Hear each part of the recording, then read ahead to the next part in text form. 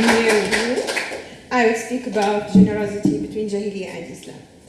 In this paper, I aim to track a value considered as one of the most important values that Arabs believed in before Islam, and they are keen to be characterized by it.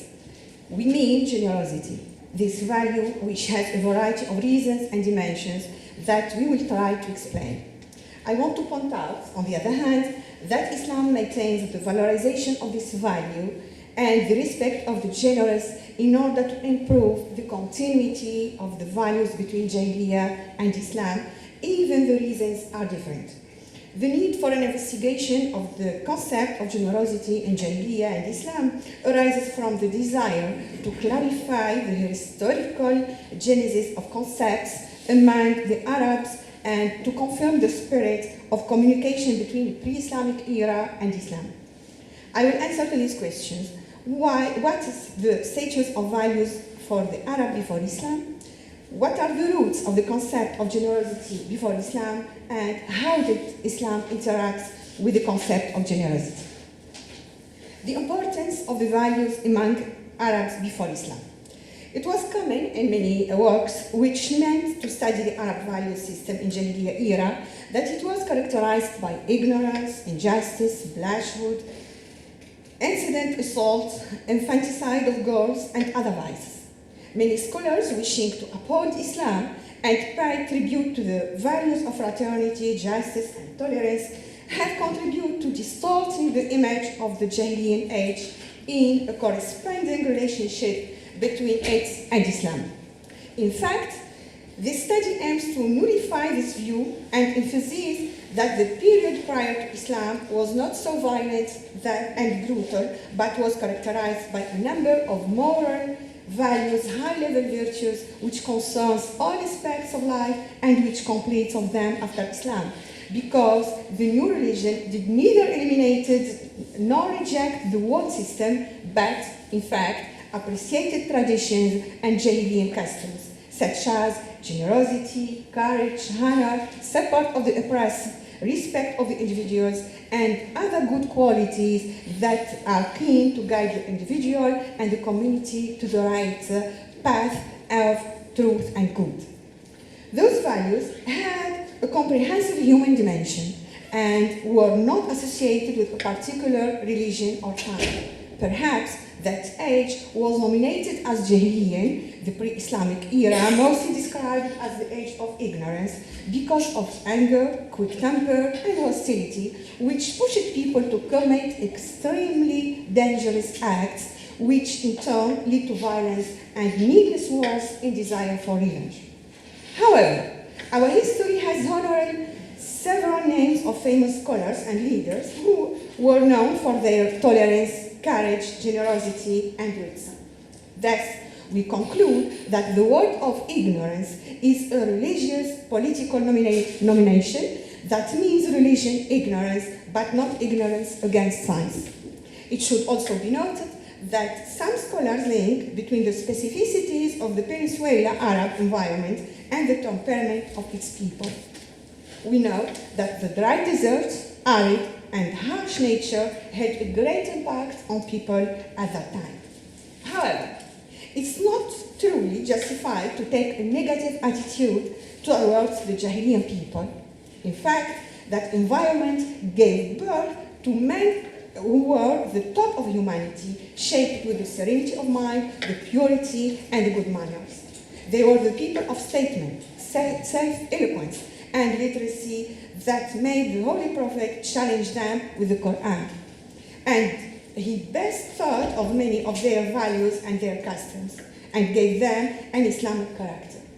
In fact, the Arab in the pre-Islamic period has given importance to moral and behavioral values. He was not that violent and aggressive person, but on the contrary, had many qualities like softness, tolerance, and flexibility, such as his support towards the oppressed and his welcome to the guests, his compassion toward weak people. We can feature how much respect could Arabs give to those values through the Jahilian poetry, especially in poetic pendants. Gabriel Jabbour says in this context, The Bedouin response to the human emotions was not neither negative nor weak. Life with all its pleasures as well as its dangers and pains did not affect him, but in the opposite, his response was very strong.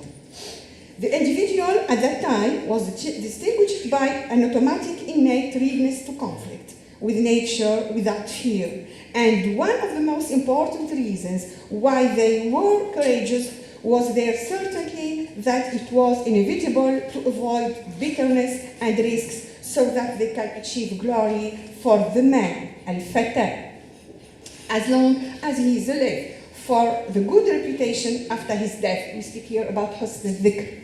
I translate it by good reputation. But most of them consider death out of war as a shame which inherits humiliation. They believe that who are killed while escaping from a war is only considered as cowards. Ibn Abd Rabbu, in his book, The Eunuch Necklace, said, the Arabs say that prevention is courage and killing is cowardice. So, courage and daring were among the most prominent Arab male qualities in the pre-Islamic period, who was keen to teach and pass them to his children, therefore planting them the seed of challenge. But what should be pointed out is that the Arab was not able to die with reckless ignorance, but according to him, courage requires self-preservation and staying away from dangers, and if there is no escape from fighting, he will fight the battle with all heroism. To show strong attachment to the bully and futuwa, they sometimes praise injustice and claim wars, and those who did not have the ability to confront will be subjected in the injustice and oppression of others. In this context, Omar al-Suqi says, some of their most prominent qualities were the courage in challenging death, in training, and in a great ability of using different weapons. However, the courage is wrapped with humanity, generosity, fairness, the enemies, and fulfillment of the promise. One of the most important features of courage among the Arabs in the past was Tugh's nobility, as they were not concerned with the final victory as much as they were how to be victorious. One of the most prominent examples of strength is to support the weak, to rescue those in danger, and to defend tribes' honors in wars. Poets celebrated those values and moralities in their arts, such as the Pendant of Abul Kulthum, Antara, and many other poets. Arabs' most important qualities are the rush to help and to protect others without questioning. In Arab, إغاثة الملهوف, إغاثة المستجير, who asks you الأمان without questioning him. In time of wars and invasions, Arabs were famous with the good treatment of prisoners and refraining from harming women and the elderly. The real gentle knight was always looking for his counterpart to duel, so the Jahiliya knights were praising their opponents and strongly describing them. The best proof of this is Antar al-Absi, who portrayed his enemy in an epic tournament in the war battlefields. The aim of this virtue was to achieve a noble human desire to cooperate and stand against the cruel nature.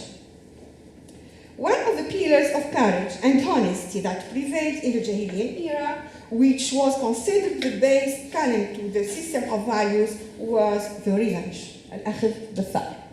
Islam tried to mitigate this value by religiosizing it until justice is achieved and the fires of endless wars are distinguished through the saying, an eye for an eye, a tooth for a tooth, and the initiator is darker. العين بالعين والسن بالسن والبادئ أظلم. Sorry? But the principle of revenge is still continuing nowadays, but in different forms. Taking revenge was so dominating the souls of the Jahilian people that it turned into a doctrine which every tribe's member must carry out, otherwise he is cursed and humiliated. In this context, Shawki Zaif said, the biggest law to which old and young are subjected is that of revenge. It's their holy law, which is presented to them in a religious way, as they deprive themselves of alcohol, women, and perfumes until they avenge their enemies. The reason for revenge is their great concern for the dignity of the clan or tribe, so as no one underestimates and or attacks one of its members, and they believe that when the man dies killed, a bird remains flying over his grave saying, irrigate me, until he is irrigated by blood. The Kelsen explained the habit of revenge, saying, blood calls for blood. And this commitment was heavy on the conscience of pagans. Taking revenge was almost a natural necessity.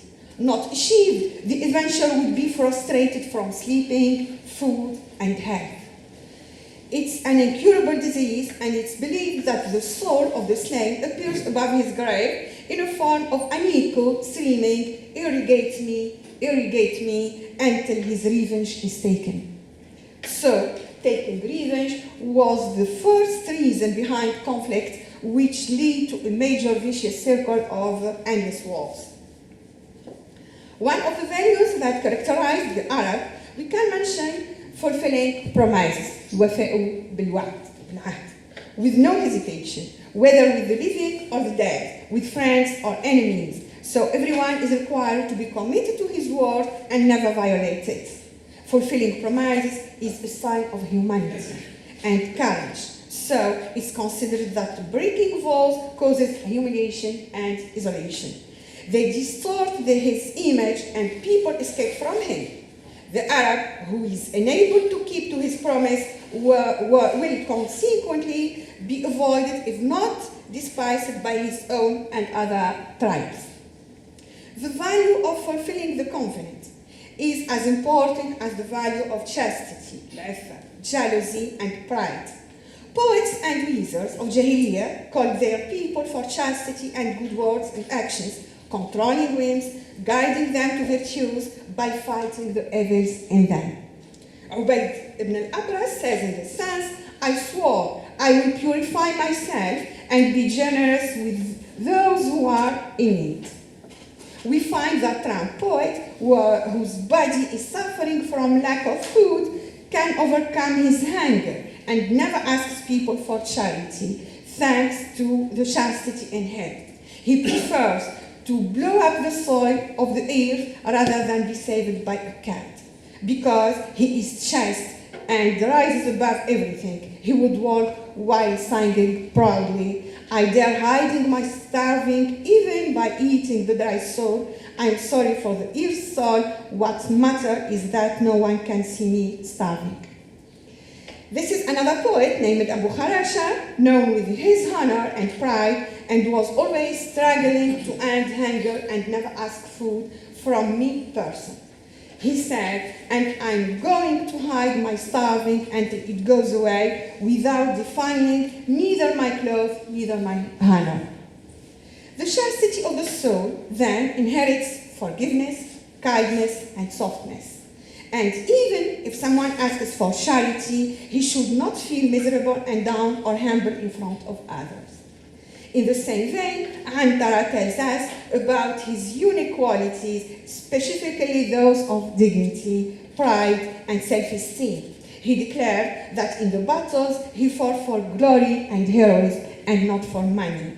Antara al-Absi totally disagrees with the idea that robbery, crime, and violation make people rich and wealthy. He, in fact, while addressing to his beloved, said to Abla, would you question the horse, Malik's daughter, if you ignore what you didn't know? The one who witnessed the war could tell you how obstinate and brave I am. Abu Dhu'ayb al-Hadli gives us his conception about the value of chastity and pride and how to defeat evils in you. So the poet advises modification before deviation and reform before delinquency. He asserts that the chaste soul is convinced of the good and goodness that's offered to it, and says, and the soul is willing when you make it wish, and self-sufficient when you make it convinced. Thus, we found out that the Jahilian Arab environment gave immense importance to the values, moralities, pride, and honor. It was undoubtedly necessary for the Jahilian to live in dignity and obstinance, because attacking others brings nothing but wars and curses. The tribe had to be protected. The people of the tribe should get away from corruption and obscenity which results in shame.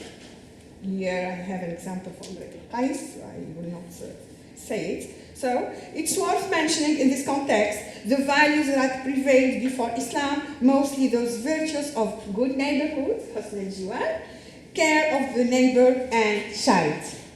Islam adopted those values which had already existed in Jahiliya era. In this context, Zuhair ibn Abi Salma said, both your neighbor and the man calling in front of your house are equal. Auf ibn Atiyah, another poet, insists on this idea and assured the necessity of preventing injustice, cheating, and treachery by providing safety and protection through a compromise of honor held between all neighbors. This is shown in the following poetic line, and prevent my neighbor from being unfair, and the neighbor is protected wherever he is. Charity is often associated with charity of the guest, as the guest conveys the news of his host and praises him and his qualities, and the same for the neighbor, who does not hesitate to mention his neighbor's charity and how he is treated, as well as the safety is provided with. Auf ibn Atiyah added in one of his poems, our dearest father was giving us recommendations before he passes away. Take care of the guest who deserves to be given his rights. Take care of your neighbor who may one day leave and go away. 5 minutes. Be tolerant. And give me 10 minutes? No? Okay. The roots of concept of generosity and its facts before Islam, I try to have definition. Ibn Sina says, generosity is the opposite of the curse, that is in the same view. Al-Khalil says, generosity is man's honor. And Mr. Mabruk al-Manai defines it by saying, generosity is a name for the types of goodness, honor, and virtue that all that is praised. Generosity means the qualities that honor man and give him a high social status that makes everyone respect him. Okay. Sorry. According to Sameh Hamdi, generosity is the way. According to me, generosity is the way to prevent insults and bring praise and thanks as means as immortality. There is no reason that the value of generosity has been rooted in the Arabs since the Jahiliya, so the poets praise their characters for being generous. Generosity was associated with a whole lexical effort, and other words, it's donating for nothing in return. Generosity has emerged in highest form of altruism, which is the veneration of others, for man may need money, but he willingly does it to others. If we look for the reasons for this generosity, we will find many is at first associated with other virtues and aims at challenging death and curbing human instincts. Generosity is a means of self-protection in the future. It's worth mentioning the several phases of generosity in the Jahilian Arab communities. Aspects of Arab generosity are listed. How Islam interacts with the values of generosity. We must first point out that the values that prevailed in the Jahilian era was not all bad, but there were many good values that Islam praised and adopted. Muhammad says, إنما بعثت لأتمم مكارم الأخلاق. So there are so many good values that the Prophet Muhammad, Islam adopts and continue with.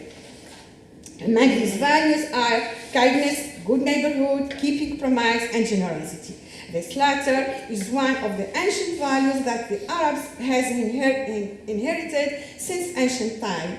Generosity has turned into an innate behavior in the Arab self-esteem, which he uses in most of his dealings, and takes it as evidence of pride and luxury.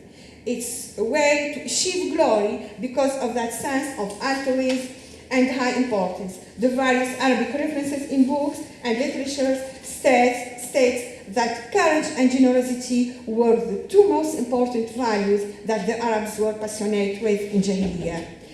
Kings were very keen on these two retreats, so they gave poets money to praise them in councils and markets. And when Islam came, generosity was given spiritual values and high dimensions through praising it and deeming greed and selfishness. Islam considered generosity as the most important of all virtues in the ancient Arab era because it has been associated with other values such as charity, pride, and self-esteem, which can be summarized in the word of chivalry. Thus, the generosity was central in the system of Arab values before and after Islam, as generosity was the main driver of social relations and played a major role in alliances, conclusion of reconciliations, contracts, and even invasions. It took the place of religion or law, so the Arabs became famous and proud of being the most generous of all nations and communities. Honoring the guests and denying distinguishes became a civil identity of the Arab man who was looked at with a great respect. Islam has sought to elevate this trait to be with the most honorable of all the world over. Islam, therefore, adopted the value of generosity and introduced it in new concepts within it, mainly the concept of zakat, which stressed the idea that donation develops self-esteem, purifies souls, and guarantees a better degree in paradise. So for the Jahiliya, generosity guarantees the good reputation. With Islam, generosity guarantees a good place in the paradise. The Quran contains many verses that encourage this act and preach good rewards to Muslims. Here, generosity in both Jahiliya and Islam sides is merely linked to life and after life. Thank you. Thank you very much.